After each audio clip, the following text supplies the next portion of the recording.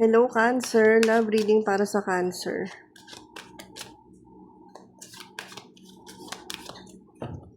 Ilalagay ko yung details para sa private reading sa comment section, guys. Kung interested kayo mag-book, i-message nyo lang po ako.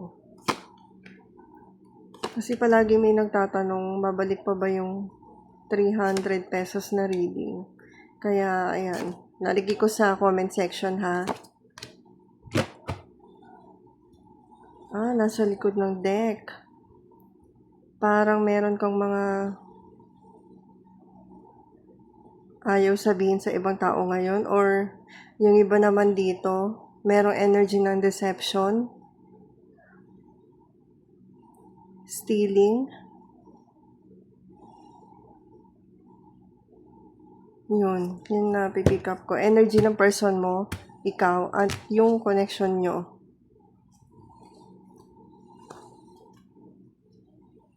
Yung person mo nag-iisip kung paano dadami yung pera niya. Literal. Iniisip niya kung ano pa yung ibang pwede niyang gawin para kumita siya ng sapat para sa pamilya kung mag-asawa na kayo. Pero wala naman siyang ginagawang move. Puro lang siya isip. Pero eventually, may marirealize siya kung ano yung dapat niyang gawin. So, ito naman, energy mo. Nagpaplano kang mag-abroad or lumipat ng work. Yun yung gusto mong gawin ngayon, Cancer. Nilipat ka ng work or ikaw muna yung mag-abroad. Kasi talagang travel abroad to, overseas.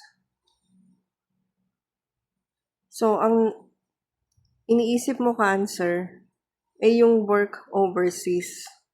Yung work mo overseas. Pwede namang work from home. Yun, may mga nagtatrabaho sa bahay pero overseas yung company. Ganun na. Kasi pwedeng online to eh. Online na overseas work. Yun yung focus mo ngayon. Yung person mo naman, yung iba sa inyo yung person nyo nag-iisip naman ng investment. Kung ikaw, yung pagpasok ng pera, siya naman, yung pag-i-invest. Yung iba sa inyo. Yung iba naman sa inyo, baka mas malaki yung income mo, yung person mo hindi. So, nag-iisip siya ng pandagdag. Yung energy ng connection nyo ngayon. Ouch. Negative to. Negative yung dating. Pero, parang mabigat. Ganun yung pakiramdam. Mabigat yung energy ng connection nyo ngayon dahil meron kayong problema sa finances nyo. At hindi enough kung ano yung meron kayo ngayon. So, siguro kaya ganun yung person mo nag-iisip kung ano pang pwedeng maging source of income. While ikaw naman, feeling ko baka gusto mo magdagdag ng online na trabaho. Or gusto mo nang umalis para makapag-abroad. Tignan pa natin.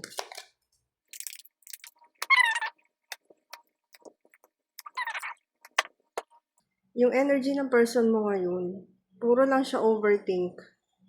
And yung action niya, inconsistent. Walang stable na desisyon na ginagawa ang person mo. Naghihintay lang siya lagi ng opportunity. Ganun yung sinasabi ng cards tungkol sa person mo. While ikaw naman, ini-inspire mo yung sarili mo or siguro nakaramdam ka ng yung inspiration or na-inspired ka para mapunan yung pagkukulang ng person mo.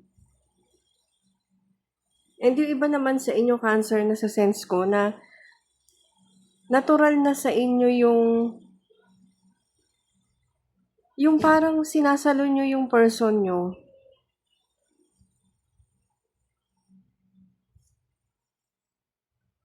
Ganun yung napipick up ko dito. Natural sa inyo yung ganun. Parang part na ng values nyo.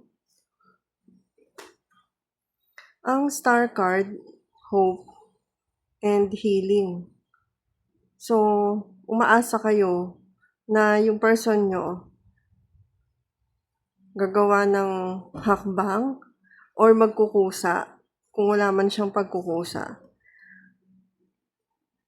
Ito kasi, nag-indicate din na umaasa ka na baka may mag-response sa isa sa mga ina-applyan mo or pwede kasing agency or something na nasa authority, hinihintay mo yung result, something na ganun. Or hinihintay mo yung outcome nito. Patiently waiting para sa outcome. Galing dito, kung may in-apply ka man na something, or kung nag-a-apply ka ng additional na trabaho abroad or permit, papers, related sa ganun. Yung person mo, lagi lang siya nag-iisip eh. Hindi consistent ang person mo. Parang ang lakas ng feeling na nakadepende lang siya sa'yo. So, yung energy ng connection nyo, may disappointment. And, alam nyo yun, aware kayo dun, na may ganon. Yung feeling na gusto ninyong maging successful yung connection nyo. Pero, para siyang, kung sa graph, pataas o baba, pataas. Ganon yung nangyayari sa emotions ninyo. Tignan ko kung ano tong death.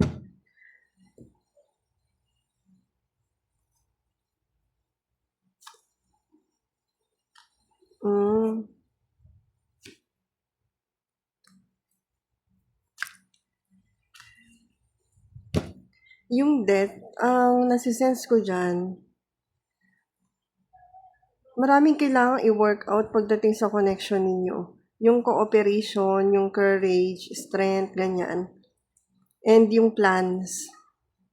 Kasi kung ganito yung person mo, tapos yung energy niya, hindi naman reliable, mahirap talaga. Tapos parang ikaw lang yung stable na nararamdaman ko dito. Stable yung energy, consistent sa sarili niya. Andun yung energy na proud, pero disappointed sa mga pagbabago na ine-expect pero hindi nangyayari. Ito yung kailangang ayusin. Yung plans kung paano magagawa. Yung courage para harapin yung plans na yun and yung cooperation. Yung cooperation para sa transformation na gagawin ninyo sa connection ninyo. Ayan, tignan nga natin sa mga susunod na araw. Anong pwedeng mangyari dito? Magkakaroon pa ng conflict. Ang hirap naman ng nasisense ko para sa iba sa inyo kasi nararamdaman ko dito sa tatlong cards. Dahil yung energy mo strong, tapos parang ikaw yung mas successful, magkakaroon pa ng jealousy dito sa connection ninyo. Although, ipapakita ninyo na masaya kayo dahil dito sa meron kayong ma-achieve or meron kayong makukuha na masasabi natin makakapag-ground ng goal ninyo or ng finances ninyo. Mag-ground yung something na iniisip nyo lang. Magmamaterialize, kumbaga. Meron jealousy na mangyayari. Pero behind the scene yun. Ang ipapakita masaya pero deep inside hindi. So, ayan. Nasa sa inyong dalawa yan. Kung kailangan nyo ng private reading, i-message nyo lang ako, guys.